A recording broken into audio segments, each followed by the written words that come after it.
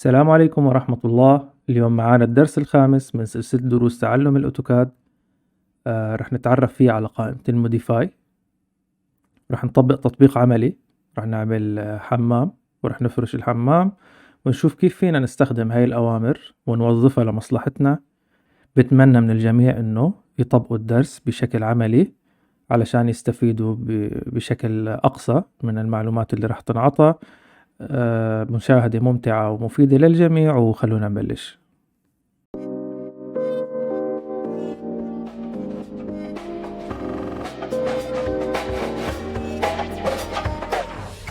رح نعمل مستطيل REC انتر متر 80 ب300، فرح قل له at 180 فاصلة ناقص 300. لاحظ انه طلع عندي المستطيل اللي بدي اياه. هذا المستطيل لحتى اعطي سماكة للجدران تبعه، اذا عم نفرض انه هو رح يكون حمام فلازم يكون في سماكة للجدران، فهي السماكة بعملها عن طريق امر اسمه offset اللي هو موجود هون فوق هاي الايكون. لو وقفت فوقها بلاحظ انه قال لي offset وعم يعطيني شرح بسيط كيف فيني استخدم هذا الامر. راح اضغط عليه. عم يسألني انه شو مسافة الاوفست اللي بدك اياها، فراح اقول له 15 سنتي، يعني انتر. حدد لي المستطيل اللي بدك اياه هاد، وبضغط لبرا وبعدين بعمل انتر. لاحظ انه اعطاني السمكة اللي بدي اياها 15 سنتي. خلونا هلأ نرسم هون باب. راح اخذ امر اللاين انتر. راح اجي على هاي الزاوية، بس قبل ما اجي على هاي الزاوية راح اكبس كنترول وضغطة يمين واجي على الفروم واكبس على هاي الزاوية وامشي واكتب 15. فبلش لي المستقيم تبعي عن هاي الزاوية 15. طيب، وراح انزل لتحت وانهي هذا المستقيم. هلا راح اعمل اوفست مرة تانية، او اختصاره او انتر بمقدار 80. انتر. راح اضغط لهون، اضغط على اليمين انتر. لحتى اتخلص من هدول الخطين لازم استخدم امر اسمه ترم. فبلاحظ انه هذا الامر موجود عندي هون. لو ضغطت عليه ضغطة واحدة وضغطت انتر فراح يختار لي كل العناصر اللي بالفيو بورد تبعي لعملية الترم، يعني كلياتهم صاروا داخلين ضمن العملية. ففيني انا اعلم على هدول الاثنين بهذا الشكل واعمل انتر واطلع من الامر. خلونا هلأ نرسم باب هون. انتر. من هون قديش بدي اياه، مثلا سنتي. ومن هون قديش بدي امشي بشكل افقي، سنتي. تمام، صفي معي 78. فراح اخذ لاين من هاي الزاوية واطلع بطلوع قديش، 78. انتر.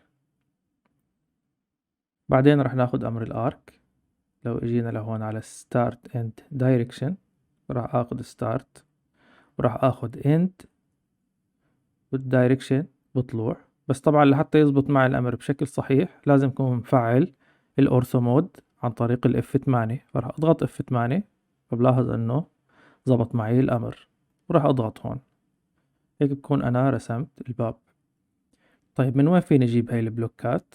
يا انا بكون برسمها، يا بكون في عندي مكتبة جاهزة، او بستخدم الديزاين سنتر. نحن بحالتنا رح نستخدم الديزاين سنتر، فدي اي اس مثل ما تعلمنا من قبل. انتر. رح ندخل على هذا الملف ANUS. طبعا لو في عندكم شغلات تانية هون ممكن تضغطوا على زر الهوم هون، بيجيبكم على هاي القائمة ANUS. ضغطت عليه، فتت على الديزاين سنتر ورح فوت على الهاوس ديزاينر. ملف الهاوس ديزاينر هون. راح اروح على قسم البلوكس. طيب، قبل ما انزل اي بلوك على الشاشة بتأكد انه اليونت تبع الادخال UN انتر هي بالسنتيمتر. طبعا البرنامج بشكل تلقائي حاطط مليمتر، فرح نختار سنتيمتر. اوكي. هلا بندخل عناصر بدنا اياها. رح دخل هذا البانيو، رح دخل هذا التواليت، وراح ندخل هاي المغسلة ونسكر الديزاين سنتر. إذا بدي أنقل هذا العنصر حطه بهذا المكان، فرح استخدم أمر الموف اللي هو أمر النقل. فرح اجي لهون في عندي موف، بضغط عليها، بحدد هاي الزاوية. طيب، وبحدد هاي الزاوية اللي هون. لاحظ انه نقل لي العنصر بشكل صحيح. هون في عندي فراغ. اذا انا حابب اني مط هذا البانيو وخليه تم هذا الفراغ فيني، او اذا بدي برسم هون لاين مثلا وخلص بعتبر انه هاي مثل العتبة، فانا حابب اني مط هذا البانيو وخليه من الجدار للجدار. كيف فيني اعمل هذا الامر؟ هذا عبارة عن بلوك. لحتى احسن اعدل على البلوك لازم فوت على شيء اسمه بلوك اديتور. قبل ما افوت على البلوك اديتور انا حابب اعرف هاي المسافة من هون لهون قديش. فراح اضغط على هاي الايقونة اللي هون، من هون لهون 27.6. تمام. هلا لو ضغطت انا ضغطتين، طبعا هذا البانيو هدول مشغولين بالانش. هاي المعلومة جدا مهمة. راح اعمل كنترول واحد. اول شي كنترول واحد بيفتح لي البروبرتيز، الخصائص، وراح اعلم على هاد البانيو لاشوف شو الخصائص تبعه. بنزل لتحت بلاحظ انه عامل لي البلوك يونت بالانشز، وعامل لي يونت فاكتور 2.54. شو السبب؟ لانه كل واحد انش يساوي 2.54 سنتيمتر، فهو بشكل تلقائي قلب لي هذا البانيو للسنتيمتر. هاي ميزة انه نجيب البلوك من الديزاين سنتر. هلا لو انا ضغطت على هذا البلوك مرتين، اول شي خليني اتذكر هون 27.6. تمام. لو ضغطنا على هذا البلوك مرتين وقلنا له اوكي، فراح ياخدني على هاي القائمة. خليني سكر هاي النافذة اللي هون. شو هذا المكان؟ هذا المكان فيني انا عدل على البلوك مثل ما بدي بدون اي مشاكل. فلحتى احسن مط هذا البانيو 27.6، فلازم استخدم امر اسمه stretch، اختصاره S.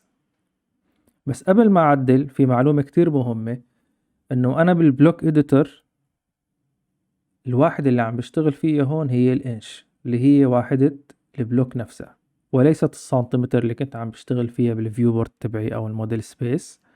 وبالتالي ما فيني اجي انا اقول اس هاي ستريتش يعني اس انتر واجي اختار من هون لهون انتر واجي مط الشكل 27.6. 27.6 انتر. لو عملت هيك وقلت له اوكي عدل لي، لاحظوا شو صار. طلعش البانيو تبعي برات الجدار، مع انه المسافة 27.6 وانا قلت له مطليها 27.6، بس هو مطليها 27.6 انش وليس سنتي. راح اعمل كنترول زد مرة تانية. هون كنترول زد. طيب شو الحل؟ الحل انه راح نجي على الآلة الحاسبة ونقول له انه 27.6 قسم لي اياها على 2.54 علشان اعرف كم انش لازم مط الشكل. فبيطلع معي انه لازم مطه انا بهذا المقدار. راح اعلم عليه واقول له كوبي. تمام. وسكر الآلة الحاسبة. هلا بيجي لهون بدي اطبق امر الستريتش، فاس انتر، بعلم من هون لهون انتر، وبمط الشكل قديش بدي مطول المقدار اللي انا نسخته. بس بدي اعمل عملية لصق، فلحتى اعمل عملية لصق ما راح اعمل كنترول في دغري، راح اكبس اي رقم بس مشان يفتح لي هاي الخانة. راح ارجع احذف هذا الرقم عن طريق الباك سبيس وراح اعمل كنترول في وراح اعمل انتر. فبلاحظ انه مطل لي اياها بالشكل اللي انا بدي اياه. هلا راح اعمل له كلوز بلوك اديتور. عم يسألني انه بدك تحفظ الشغلات اللي عملتها، راح اقول له اوكي. بس هون في معلومة كتير مهمة، لو هذا البلوك انا مستخدمه باكتر من مكان على الشاشة فكل الاماكن راح تتغير سوا. يعني مو انه بس بهذا المكان، كل الاماكن اللي مستخدم فيها هذا البلوك راح تتغير. اوكي. بنلاحظ انه حط لي اياه مثل ما بدي. لحتى احذف هاي فيني احذفها عن طريق ديليت او استخدم امر الاريس.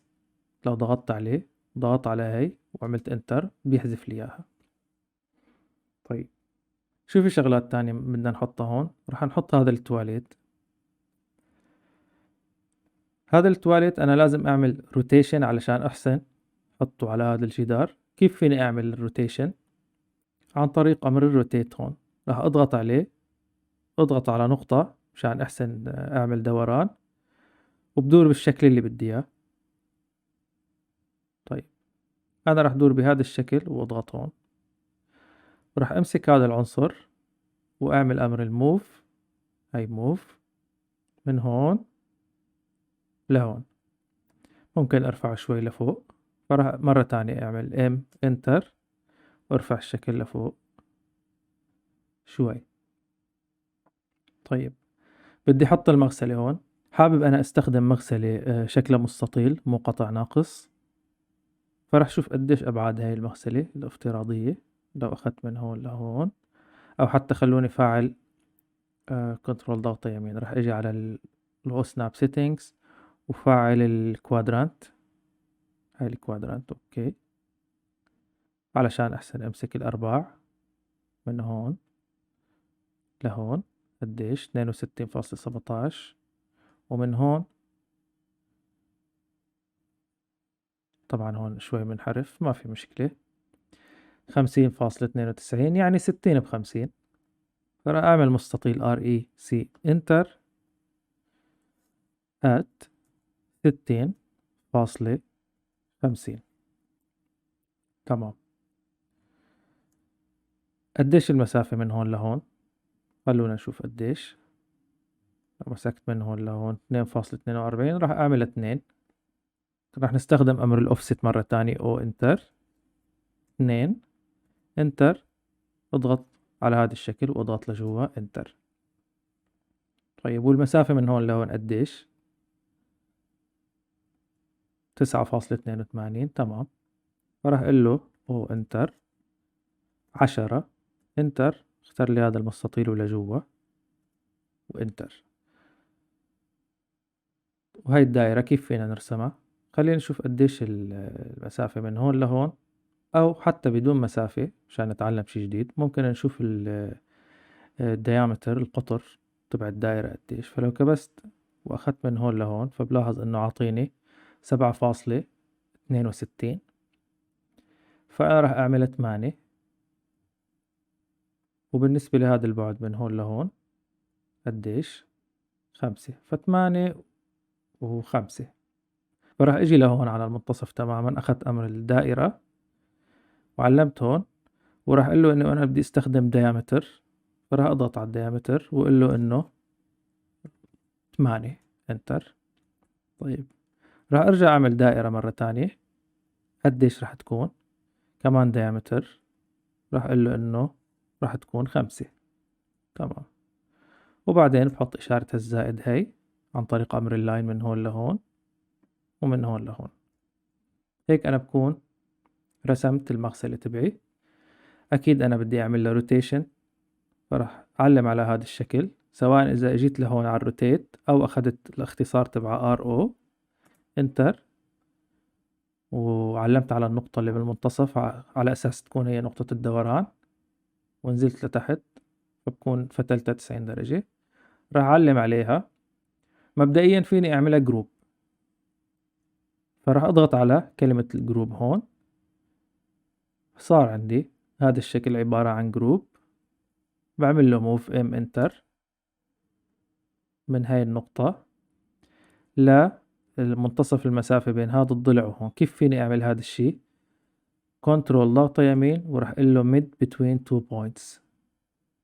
أول نقطة وين؟ هاي أول نقطة ضغطت عليها. تاني نقطة وين؟ هاي تاني نقطة. فبلاحظ إنه وضع لي هاي المغسلة بمنتصف هاي المسافة تماما. راح أحذف هذا الشكل اللي هون. طيب لو أنا بدي أعمل ميرور لهذا الشكل، كيف فيني أعمل هذا الشيء؟ عن طريق أمر الميرور. فراح أختار ميرور، راح أعلم على هذا الشكل وأكبس انتر، وراح أحدد المحور تبع الميرور. فضغطت فوق وراح أضغط تحت، فعم يسألني هون بدك تحذف الأساس، يعني العنصر الأساسي، فأقول له no، يعني لا تحذف لي شي، خليه بوضعه الافتراضي. فبلاحظ إنه عمل لي mirror بهذا الشكل. ولو علمت على هدول كمان نفس الشي، اختصارها هي MI اللي هي mirror. طبعا هالمرة راح اخده بشكل افقي، كبست هون no، فبلاحظ انه عطاني الميرور بهذا الشكل. فهو امر مفيد كتير وكتير بنستخدمه. راح ارجع احذف هدول اللي عملتهم مرة تانية. تمام. بالنسبة لامر الفيلت، لو انا عندي هون مستطيل بهذا الشكل وانا بدي اعمل قوس بزاوية هذا المستطيل، يعني بدي اياه يمشي ويفتل معي عن طريق قوس ما يكون 90 درجة. طيب راح اعمل انا مستطيل REC انتر، واجي امسك بهاي الزاوية وراح اخذ امر الات، وراح اروح على اليمين 20 فاصلة ناقص 20. انا هون رسمت مستطيل 20 ب20. طيب وراح اخذ امر الدائرة سيركل، راح استخدم هذا المركز مع نصف القطر هاد. لاحظ انه رسمت هاي الدائرة. وراح استخدم امر الترم TR انتر انتر، بحذف هذا العنصر اللي هون وهذا العنصر اللي هون وهذا الجزء من الدائرة، وبعمل سكيب بطلع من الأمر، وبختار هدول وبعمل لهم ديليت. هيك أنا عملت قوس بالزاوية، يعني ما عاد في عندي زاوية 90 درجة، صار في عندي قوس نصف القطر تبعه مأخوذ من دائرة. هذا القوس يعني مأخوذ من دائرة نصف القطر تبعها 20 سنتي. يعني لو اجينا لهون، من هون لهون، فهي 20 سنتي. طيب الطريقة الأسرع من هيك هي عن طريق استخدام أمر الفلت. لو أنا ضغطت على الفلت بيطلع لي عدة خيارات تحت. لو أخذت أنا الراديوس بيقول لي قديش بدك نصف القطر اللي هو هذا 20، فبقول له أنا 20 انتر، ودغري بضغط هون فدغري بيعمل لي هذا الكيرف بدون ما أقعد أعمل هاي الدائرة وكل هاي الإجراءات. نفس الشي لو بدي كرر الأمر بضغط انتر أو سبيس علشان يكرر لي آخر أمر، كمان بضغط هذا الضلع وهذا الضلع. نفس الشي انتر، بضغط هذا الضلع وهذا الضلع. طبعا أمر الفلت بيعطيني إمكانية إني بضغطة واحدة أعمل هاي الكيرفات على الزوايا. فراح أخذ مرة تانية REC انتر، وراح أرسم مستطيل على التعيين بهذا الشكل. راح أخذ أمر الفلت مرة تانية، بضغط على الفلت، بس هالمرة راح أنزل لتحت وأضغط على البولي لاين على اعتبار إنه هذا عبارة عن خطوط متصلة. فبس وقف وأضغط، لاحظ إنه عمل لي كل الأطراف أقواس. فهذا أمر الفلت أمر كتير مفيد ونستخدمه كتير. وفي له استخدام تاني. لو أنا عندي هون لاين بهذا الشكل، وراح أخذ كوبي من هذا اللاين هيك. طيب وعندي لاين تاني بهذا الشكل، وراح أخذ منه كوبي على جنب بهذا الشكل.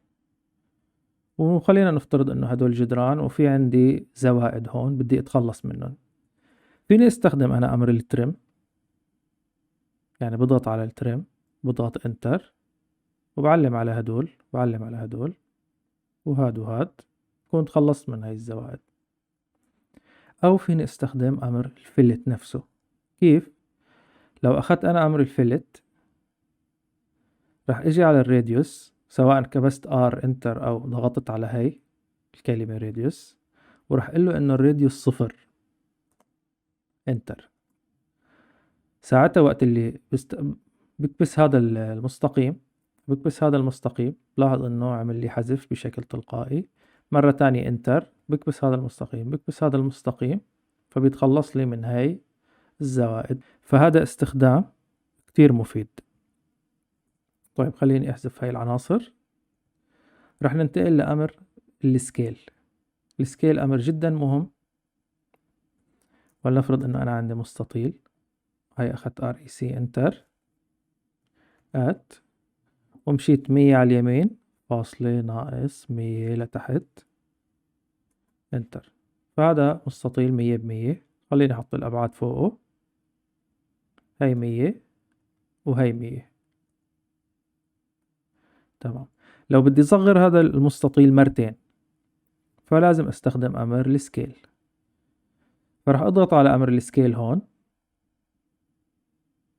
وراح اعلم على الشكل تبعي واعمل انتر. فبيقول لي اختار لي نقطة اعمل لك التصغير او التكبير عن طريقها. فراح اختار المركز تبع هذا المستطيل. فبلاحظ انه صار فيني كبر وصغر بشكل يدوي او عن طريق القيم. طيب انا هاد المستطيل قديش بدي صغره؟ مرتين. فراح احط 1/2. ليش؟ لانه بدي صغره مرتين، وكأني انا عم بضرب هذا المستقيم بمعامل قيمته نص. لو بدي صغره 4 مرات 1/4، لو بدي صغره 100 مرة 1/100. انتر. لاحظ انه صغر معي مرتين، 50 ب50. طيب، في استخدام تاني جدا مهم وأنا كتير بستخدمه، كتير بتجيني هاي الحالة، بس أغلب العالم يعني 99% من العالم اللي صادفتهم إنه بيشتغلوا على هذا البرنامج ما منتبهين لهذا الأمر، اللي هو السكيل عن طريق الريفرنس. كيف يعني؟ رح أعلم على هذا الشكل سي انتر، وضغطت بالنص، حطيت 2 إنه كبر لي إياه مرتين، رجع لي إياه لوضعه طبيعي. لاحظ إنه هون 100 ب100. شلون بدنا نستخدم السكيل ريفرنس؟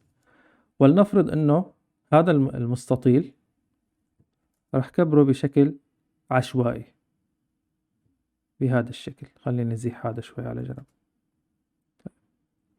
لاحظ انه هذا الطول 118.76، هذا الطول 50.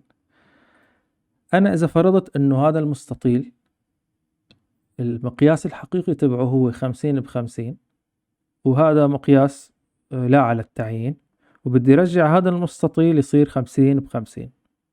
طبعا أنا هون عم حاول أحط مثال بسيط، وبعد شوي رح أنتقل لمثال معقد أكتر من هيك، بس مشان نوضح الفكرة.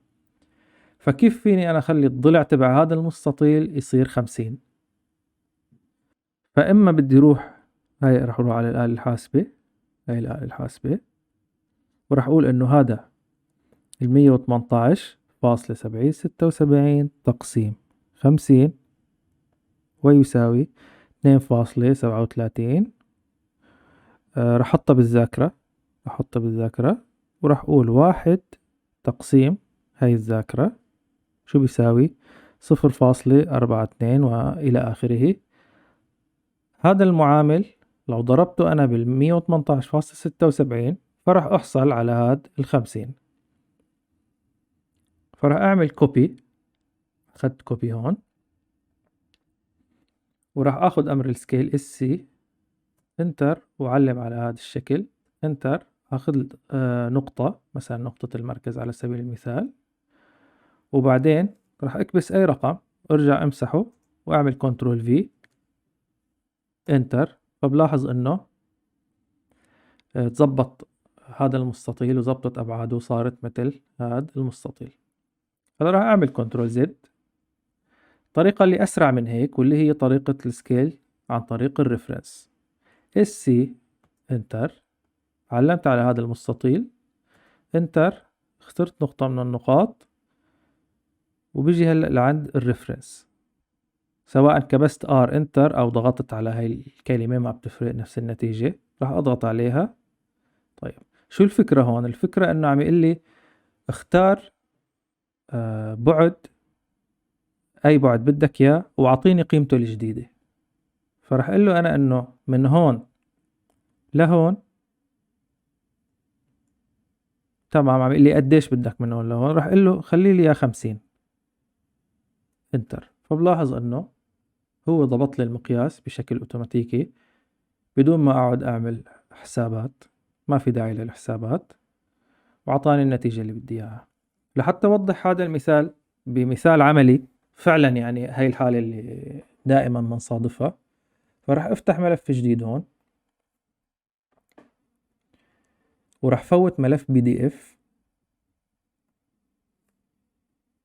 ملف PDF. طبعا اجيت على insert وكبست على PDF import، وعلى سطح المكتب انا مجهز ملف PDF، ضغطت عليه مرتين فتح لي هاي القائمة. طبعا هاي القائمة باختصار، لو هذا الملف مشغول على برامج الكاد فحنكون معلمين على فيكتور جيومتري، بينما لو ما كان مشغول على برامج الكاد، يعني بلكي ما عمل له سكان من شي كتاب، من شي أي مكان، فما راح يجي معي بخطوط أوتوكاد، راح يجي معي رسمة. فلازم أنا أختار راستر ايمجز وليس فيكتور. هذا أنا عندي علم إنه هو مشغول على برامج الكاد، فمعلم على فيكتور جيومتري. أوكي، خلونا ننتظر شوي لبين ما ينزل معنا هاد الملف. تمام، نلاحظ إنه نزل معنا هاد الملف. طيب، راح أفتح أنا PDF تبعه، ملف PDF، وحاول شوف أي معلومة عن أي مقياس علشان أعرف أضبط مقياس هاد الشكل بشكل صحيح. فلو أنا أجيت لهون زومت على هذا المكان، لاحظ إنه عم يقول لي إنه من هون لهون 290 ومن هون لهون 280. ممتاز، أنا لو عندي معلومة واحدة كافية لحتى أضبط مقياس المخطط، فأي اللي هو من هون لهون 290. ممتاز هذا الحكي. راح أروح على الأوتوكاد مرة تانية. طبعا هون بعد ما نزل معي قايل لي إنه من هون لهون 290 200، من هون لهون 280. بس أنا أكيد لازم دائما أعمل كنترول أو تشييك، وعلى بالمية 99 راح يكون في عندي غلط وقت اللي بكون جايبهم من PDF. فراح شوف البعد هل فعلا 290 أو 288. فراح أضغط من هاي الزاوية لهاي الزاوية، راح أعمل زوم أوت. لاحظ أنه 5.22 ما إله علاقة بهذا البعد، فمقياس هذا المخطط غلط وأنا لازم صلحه. كيف فيني صلح المقياس؟ خليني أحذف هاي. كيف فيني صلح المقياس؟ عن طريق أمر السكيل ريفرنس. فراح أعمل SC انتر واختار كل المخطط تبعي، انتر وعلم على أي نقطة من النقاط، وبعدين قل له R اللي هو اختصار الريفرنس، انتر، وبيجي بقول له من هاي النقطة لهاي النقطة 2.9. انتر. هلا لو عملت زوم اوت وجيت لأعمل كنترول على هذا الموضوع، ضغط من هون لهون، طلعت، بلاحظ انه 2.9. فبكون انا ضبطت المقياس بشكل صحيح عن طريق السكيل ريفرنس. مرة تانية راح شيك من هون لهون قديش، 2.8. طبعا هون المقياس كتير طالع معي ضخم، فيني اضبطه انا عن طريق الدي انتر. راح ادخل على الموديفاي، ومن الفت راح اقول له صغر لي اياه 1.1. اوكي اوكي، لاحظ انه ضبط للمقياس 2.8 وهون كان 2.9. فهذا استخدام كتير مهم لموضوع السكيل ريفرنس بدون ما احسب اي حسابات. معلومة واحدة عن مقياس صحيح بالمخطط خلتني اضبط مقياس المخطط بالشكل الصحيح. خليني ارجع على الدروينج رقم 1. الامر الاكسبلود كلياتنا بنعرف شو هو، صرنا مستخدمينه اكثر من مرة. بيعمل لي تفجير للعنصر. لو ضغطت عليه وضغطت على هذا المستطيل وقلت انتر بيرجع لي اياه لوضعه الافتراضي لخطوط منفصلة عن بعض. والستريتش حكينا عنه ونحن عم نعمل البانيو، ومرة تانية راح اضغط عليه فرجيكم استخدامه كيف. ضغطت عليه، ضغطت على الشاشة من اليمين لليسار. المكان اللي شايفينه هلأ طالع عليه خط ازرق هو المكان اللي راح يصير عليه الستريتش.